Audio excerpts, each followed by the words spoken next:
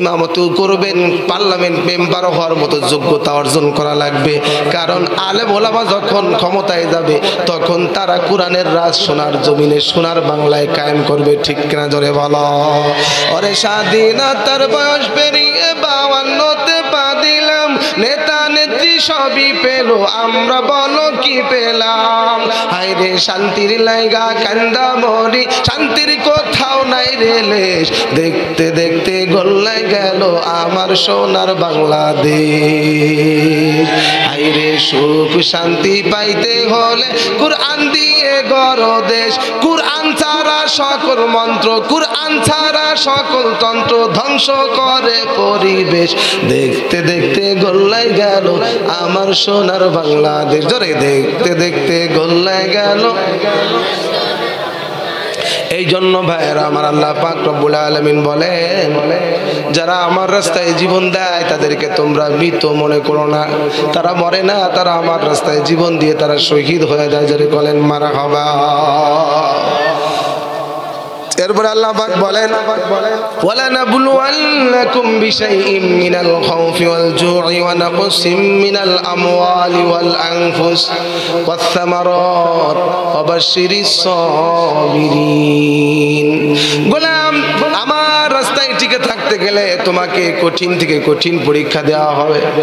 পরীক্ষা ছাড়া তুমি আমার জান্নাতে যাবা, ইহদিনাস সিরাতাল মুস্তাকিমের পথে চলবে, এটা সম্ভব নয়। আম হাসিবতুম আন তাদখুলাল জান্নাহ, তোমরা কি মনে করেছো তোমাদের পরীক্ষা হবে না, তোমাদেরকে আমি দেখবো না, অথচ তোমরা তেল তেল করে জান্নাতে চলে যাবে? এই সুযোগ নাই। যদি আরামে আরামে জান্নাতে যাওয়া যায় তো যেই নবীর গায়ের উপরে মশা মাছি কোনোদিন পড়তে সাহস করে নাই, হারাম ছিল, ওই পয়গম্বরকে উহুদের ময়দানে আল্লাহ পাক দান দান মোবারক শহীদ করাইতেন না। মাথার ভিতরে লোহার করা ঢুকে না রে, ওই পয়গম্বর তায়েফের ময়দানে দুষ্টু কাফেরদের হাতে পাথরের আঘাত খাইতে হতো না। জোরে বলেন ঠিক কিনা? সমস্ত মানুষ, সমস্ত নবী রাসূলগণের কষ্ট, চোখের পানি যদি এক পাল্লায় করা হয়, আমার পয়গম্বরের চোখের পানি, আমার পয়গম্বরের আঘাত যদি আর এক পাল্লায় করা হয়, ও মুসলমান উম্মতের দল গো, আমার নবীর চোখের পানি, আমার নবীর আঘাতের ব্যথাগুলো এক পাল্লায় করে নবীর আঘাতটাই বড় ভারী হয়ে যাবে। এই জন্য আরামে আরামে জান্নাত যাওয়ার লাইন। ইমান যদি নিয়ে থাকতে চান পরীক্ষা হবে 5টা। জোরে বলেন কয়টা? 1 নম্বর, ওয়ালা নাবলুওয়ান্নাকুম বিশাইইম মিনাল খাউফ। 1 নম্বর, ইমানের পরীক্ষা দিতে গেলে আপনাকে ভয় ভীতি দেওয়া হবে। ভয়ের মাধ্যমে হামলা মামলা ইত্যাদি বিভিন্ন প্রকারের ভয়। আজকে আপনি হক কথা বলতে গেলে বাধা বিপত্তি ভয় আছে না নাই? এগুলো আল্লাহর পক্ষ থেকে পরীক্ষা। দেখতে চাই যে ভয় ভীতির মাধ্যমে আমার বান্দাকে আমার রাস্তায় টিকে থাকে নাকি ডিলেট হয়ে যায়। আল্লাহ দেখতে চাই, যেমন পরীক্ষা নিয়েছিলেন ভয়ের মাধ্যমে বেলাল, হযরত বেলাল রাদিয়াল্লাহু আনহুকে আল্লাহ পরীক্ষা নিয়েছিলেন। বেলাল ইমানের পরীক্ষা দেয়। রাত্র গভীর হয়ে গেছে, তাহাজ্জুদের সময় হযরত বেলাল রাদিয়াল্লাহু আনহু ঘরের ভিতরে বসে বসে আল্লাহু আহাদ আল্লাহু আহাদ জিকির করতেছে।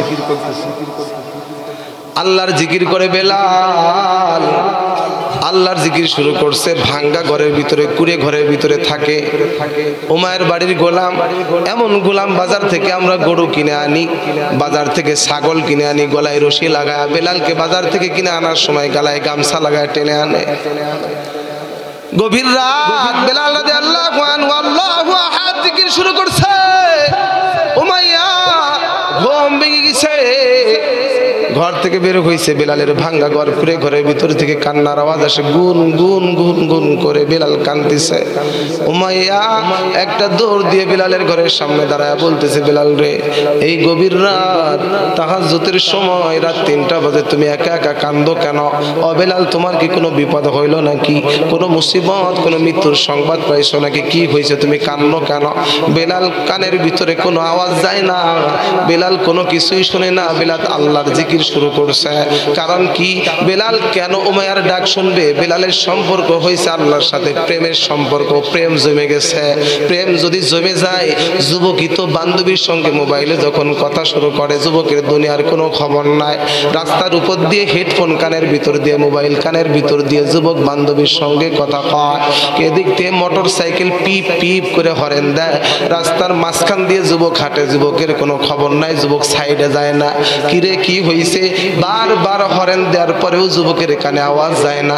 আর একজন ডাক দিয়ে কয়, হুজুর যুবক প্রেমে পড়ছে, যুবতীর সাথে মোবাইলে কথা কয়, এই জন্য যুবকের দুনিয়ার কোনো খবর নাই।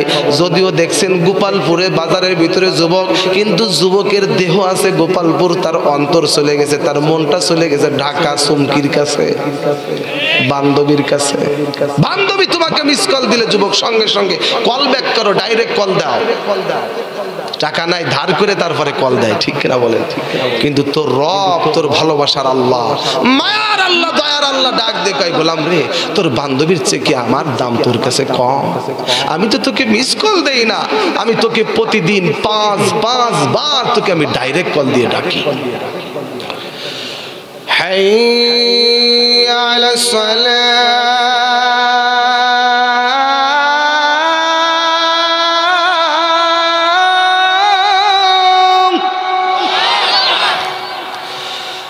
حي على الصلاة।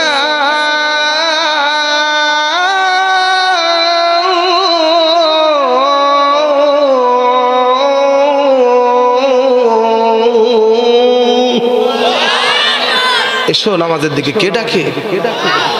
যুবক ভাই, তুমি হয়তো মনে করেছো হুজুর গো, এই ডাকটা বুঝি আমার মুয়াজ্জিন সাহেব দিয়ে গেল, হুজুর মসজিদের মাইকের ভিতরে ইমাম সাহেব বুঝি আমার নামাজের দিকে ডাকে। না না না যুবক ভাই রে, আমার আল্লাহ পাক রব্বুল আলামিন সরাসরি তোরে ডাক দিতেছে। যখন যুবক তুমি ফজরে ঘুম থেকে উঠো না, যখন জোহরের আজান হয় তুমি মসজিদে ঢুকো না, আসরের আজান হয় তুমি মসজিদের সামনে দিয়ে খেলার মাঠে চলে যাও। রে কৃষক বাবা, আজান হয় কোদালটা ঘাড়ে করে, লাঙ্গল ঘাড়ে করে মাঠের দিকে চলে যান, মসজিদে ঢুকেন না।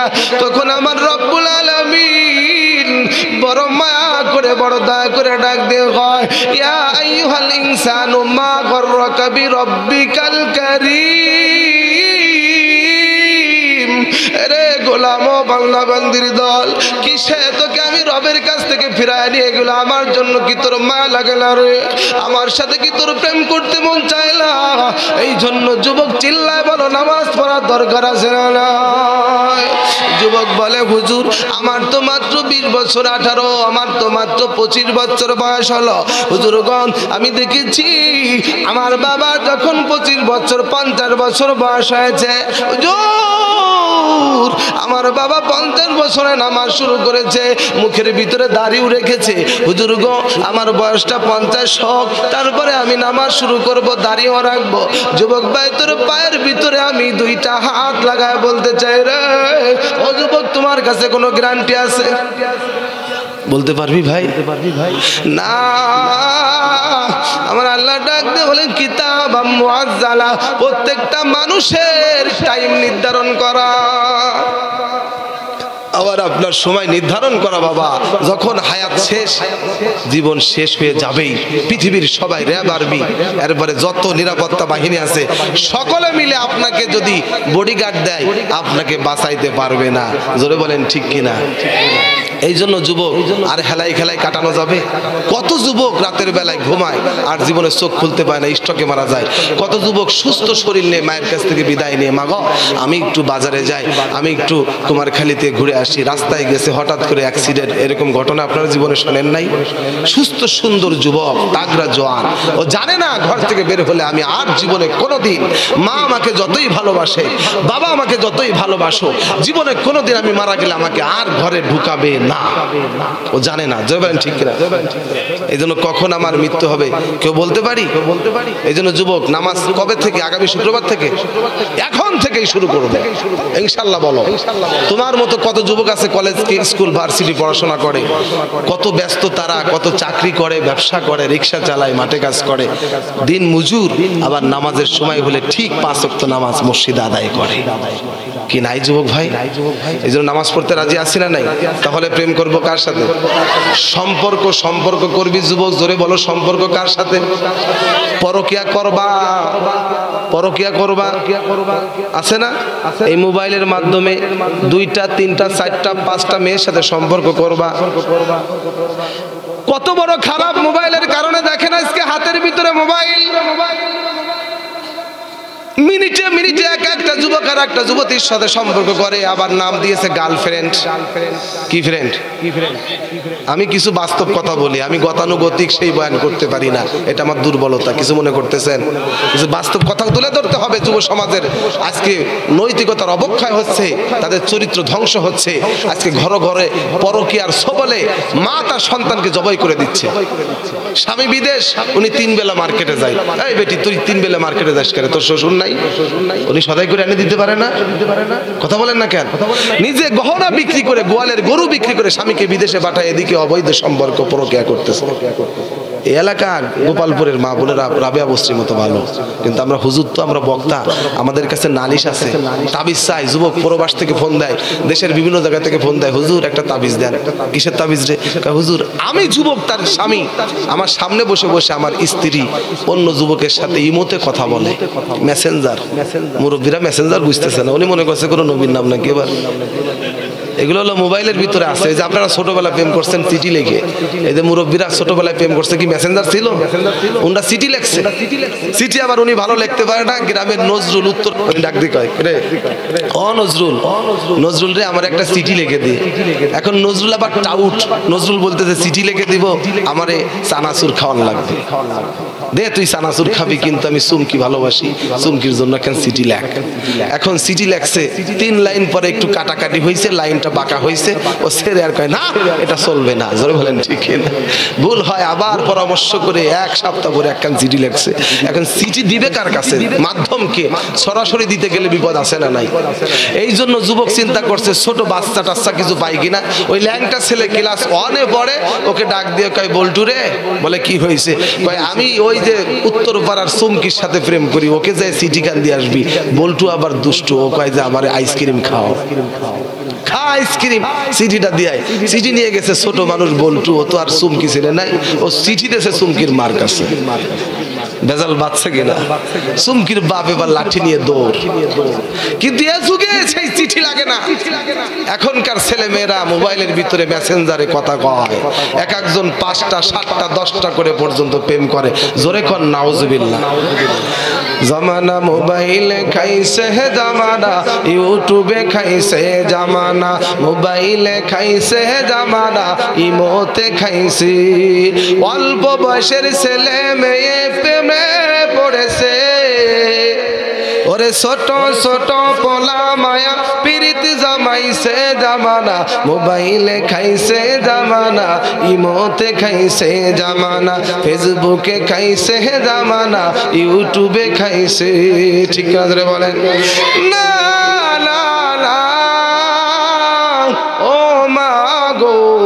আপনার স্বামী প্রবাসে থাকে, আপনি আল্লাহর জিকির করবেন, কোরআন পড়বেন, তাসবিহ পড়বেন, স্বামীকে আল্লাহ বিপদ থেকে বিপদ করবে, আপনার সংসারে শান্তি দিবে আল্লাহ।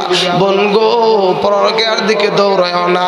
স্বামীর আমানত, তুমি স্বামীর আমানত যদি তুমি খেয়ানত না করো, আল্লাহ রাসূল বলেন মহিলারা যদি জীবনে মাত্র 4টা কাজ করে, ইযা সাল্লাত মারআতু খামসাহা, 5 ওয়াক্ত নামাজ ঠিকমতো পড়বে, তারপরে ওয়াসামাত শাহরা, রমজানের রোজা রাখবে ঠিকমতো, ওয়া তাআত বালাহা, স্বামীর ইতাআত করে চলবে, স্বামীকে মান্য করবে, ওয়াহসানাত ফারজাহা, এবং লজ্জা স্থানে হিফাজত করবে, পর্দায় চলবে।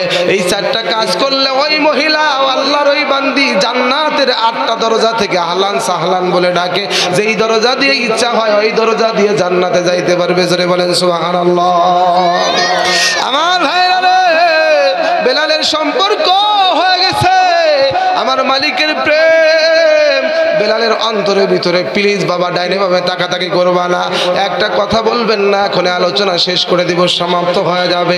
দেখেন তো মালিকের প্রেমের কারণে একটু চোখের ভিতরে পানি আসে না গিরে? এ বাবা, হযরত বেলাল আল্লাহর সাথে সম্পর্ক, গভীর রাত, আল্লাহু আহাদ বলে, আল্লাহু আহাদ বলে কান্না।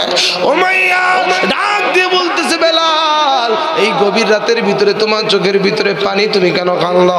বেলাল একটা ডাক দিয়ে বলতেছে, উমাইয়া রে, আমি একজনের প্রেমে পড়েছি, সম্পর্ক হয়ে গেছে আমার। বলে আমার সম্পর্ক, আমার ভালোবাসা আমার আল্লাহ, আমি আমার রব, আমার আল্লাহর সাথে আমার সম্পর্ক।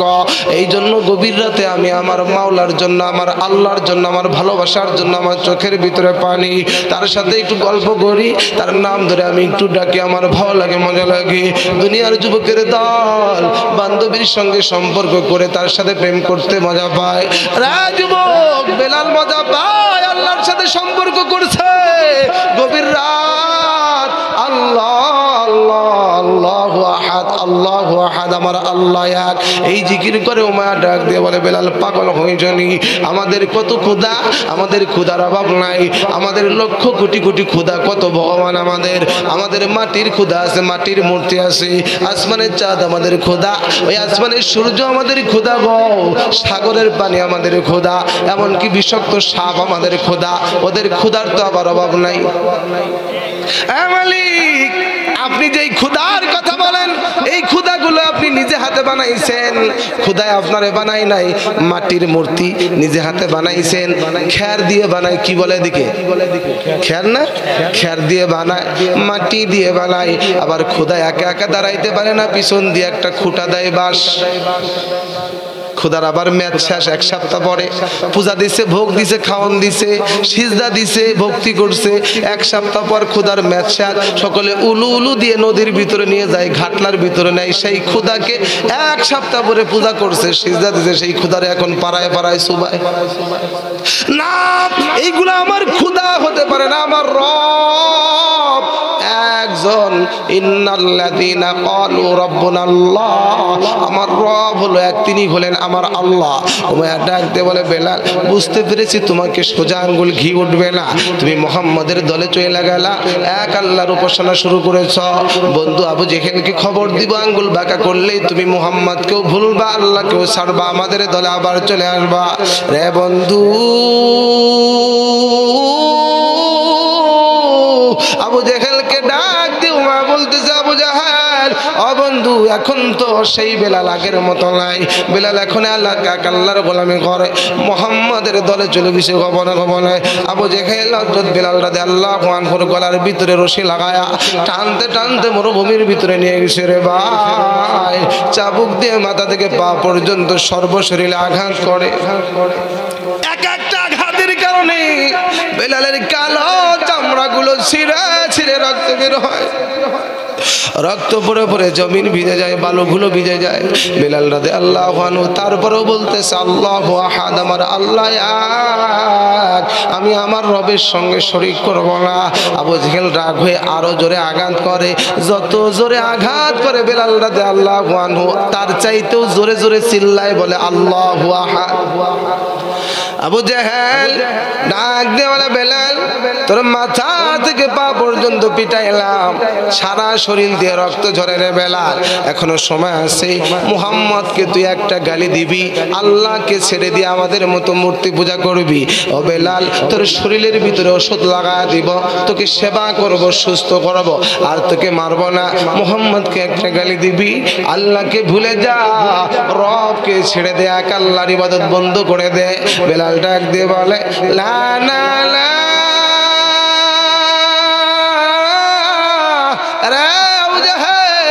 আমাকে মারতে মারতে যদি আমাকে মেরেও ফেলে দাও, এই জমিনের ভিতরে যদি আমার লাশ হয়ে যায়, তারপরও ঘোষণা দিলাম রে, জীবন যতক্ষণ পর্যন্ত আছে আমার জবান দিয়ে আমার নবীর বিরুদ্ধে একটা কথা বলাইতে পারবে না, আমি আমার রবকে ছাড়বো না, কারণ আমার রব হলো আল্লাহ।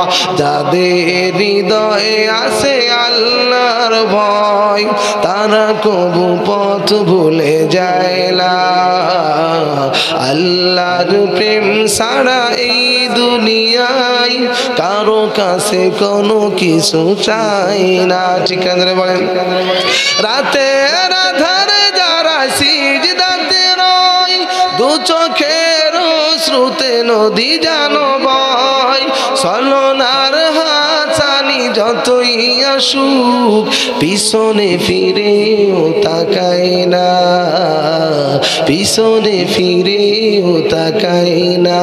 বিলালের মনের ভিতরে কার ভয় রে বাবা? জোরে বলো, কার প্রেম? বিলাল বলে মারো, আঘাত করো, পেটাও, অসুবিধা নাই। এবার বিলাল আল্লাহকে বলে না। আবু জেহেল রাগ হয়ে গেল। বিলাল রাদিয়াল্লাহু আনহুর বুকের উপরে বড় একটা পাথর চাপা দিয়ে দেয়। পাথর চাপা দিলে হাত দুইটা বেহুশ হয়ে অবাস হয়ে গেল, পা দুইটা অবাস হয়ে গেল, নাড়ানোর মতো শক্তি নাই। বেলাল আবু জেহেল ডাক দিয়ে বলে, রে বেলাল, এত মারা মারলাম, তোর হাত পা অবাস হয়ে গেছে, দেখবো তুমি এখন কেমনে আল্লাহকে ডাকো। যখনই আবু জেহেল এই কথা বলছে, বেলাল রাদিয়াল্লাহু আনহু হাত পা অবাস, কিন্তু তার জিহ্বাটা ভালো আছে, তাজা আছে। জবান নাড়ায়া নাড়ায়া ডাক দিয়ে বলতেছে, আবু জেহেল রে, একটু আমার কাছে আয়, আমার মুখের সাথে আমার জবানের সাথে তোর কান দুইটা লাগায় দেখ রে, আমার জবান থেকে আমার মালিকের নাম উচ্চারণ হইতেছি।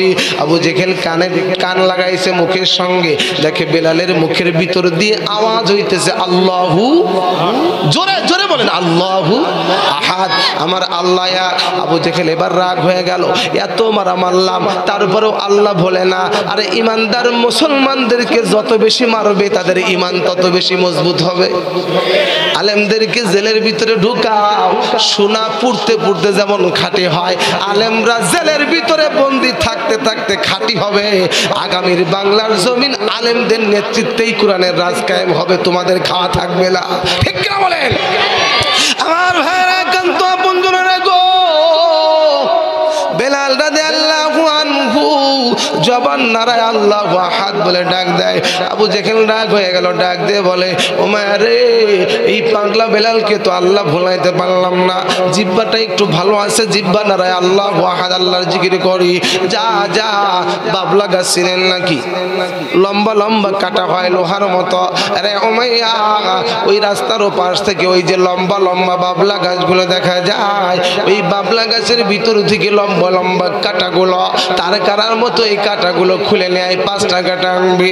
ওমাইয়া 5টা কাটা এনে যখন আবু জেহেলের হাতের ভিতরে দিল, হযরত বেলাল রাদিয়াল্লাহু আনহুর জিহ্বাটা টান দিয়ে আবু জেহেল বের করে এই জিহ্বার ভিতরে, জবানের ভিতরে কাটাগুলো ঢোকা দিবে। এমন সময় বেলাল চোখের পানি ছেড়ে দিয়ে হাউমাউ করে কান্দি, চোখের কোনা দিয়ে গড়া গড়া পানি পড়ে। আবু জেহেল মনে করছে কাটা দেখে ভয় পাইছে, এই জন্য কাঁদলে। ডাক দিয়ে বলে, ও বেলাল, ভয় করো না, মাথা থেকে পা পর্যন্ত পিটা ফাটা ফেললাম, রক্ত ঝরে তোমার জমিন ভিজো হয়ে গেল, বালিগুলো ভিজে যায়, তারপরেও তোমার চোখের ভিতরে পানি দেখলাম না, বুঝেছি পিঠের ভিতরে চামড়া ফেটছে, তুমি সহ্য করতে পারছ। আরে বেলাল, জিহ্বার ভিতরে কাটা ঢোকাইলে কেউ সহ্য করতে পারে না, এই জন্য কাটাগুলো দেখে তোমার মনের ভিতরে ভয়, চোখের ভিতরে পানি। তোরে কাটা ঢোকাবো না, বরং তোরে সেবা দিব, যত্ন করব, আরাম দিব তোকে। বেলাল ডাক দিয়ে কয়, এ আবু জেহেল, ও বেঈমান কাফেরের দল, আমি তোর কাটার ভয়ে কান্দি না রে, জিহ্বার ভিতরে কাটা ঢোকাইলে আমি ব্যথা পাবো, এই জন্য ব্যথার ভয়ে কান্দে না, আমি কান্দি। তুমি আমাকে যখন চাবুক দিয়ে আঘাত করো, আমি যখন আল্লাহু আহাদ বলে ডাক দেই, আল্লাহর কসম করে বলি রে, আমার মালিকের নামটা যখন আমার জবানে চলে আসে, তোর এই চাবুকের আঘাত আমার মনের ভিতরে কোনো ব্যথা দিতে পারে না। চাবুকের আঘাতটা পিঠের উপর দিয়েই চলে যায়, চামড়ার উপর দিয়ে চলে যায়। আল্লাহর কসম করে বলি, আমার মালিকের প্রেম আমার অন্তরের ভিতরে জবান দিয়ে আল্লাহ বলে ডাক দেওয়ার সঙ্গে সঙ্গে ব্যথা দূর হয়ে যায়। আরে আবু জেহেল, না না, আমার গায়ের ভিতরে আঘাত করো, সহ্য করবো, আমার জিহ্বাটা নষ্ট করো না আমি, কারণ আমি এই জিহ্বা নারে আল্লাহু আহাদ, আমার আল্লাহর নামটা ধরে ডাক দিব। আবু জেহেল রাগ হয়ে বলতেছে, কি তারপরেও তুই আল্লাহ ভুলবে না? কাটাগুলো যখন জিহ্বার ভিতর দিয়ে ঢুকা দেয়, এরে মুসলমান,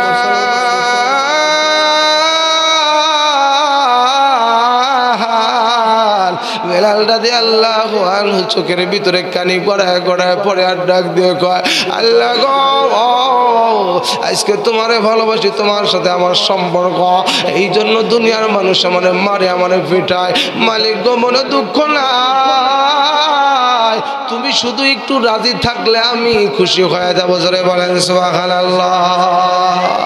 আমার ভাইরা জিহ্বার ভিতরে কাঁটা ঢুকাইয়া দেয়, তারপরেও বেলালের মন থেকে আল্লাহর নাম ভুলাইতে পারে না। আবু জেহেল জিহ্বার ভিতরে কাঁটা ঢুকায় বলতেছি, এ বেলাল, এখন তুই তোর আল্লাহর নাম রবের নাম ধরে কেমনে ডাকবি? ডাকতে আর পারবি না, ভুলে যাবি। বেলাল জিহ্বাটা অভ্যাস হয়ে গেল, কাঁটা ঢুকে রক্ত ঝরতেছে, গাল বেয়ে বেয়ে, জমিন ভিজে যাইতেছে, শরীর বেয়ে বেয়ে রক্ত পড়ে। কিন্তু বেলালের চোখের পাতা দুইটা ভালো আছে। চোখের ইশারায় দেখবেন অনেক সময় মানুষ কথা বলে, চোখের পাতা দিয়ে ইশারা করে আবু জেহেলকে কাছে ডেকে বলতেছে, আমার বুকের সাথে তোর কানটা লাগায়া দেখ, আমার জিহ্বা তুই কাঁটা দিয়ে নষ্ট করে দিতে পারিস। আবু জেহেল, না না না, আমার অন্তরের ভিতরে থেকে আমার মালিকের প্রেম দূর করতে পারবে না রে। আমার বুকের সাথে কানটা লাগায়া দেখ, আমার বুকের ভিতর থেকে আমার আল্লাহর জিকির শুরু হয়ে গেছে। আল্লাহু আকবার বলো। এই জন্য যতই বিপদ আপদ মুসিবত আসুক, আমরা আল্লাহকে ছাড়বো। জোরে বলেন ছাড়বো, ভুলবো। সবসময় চাই কাকে?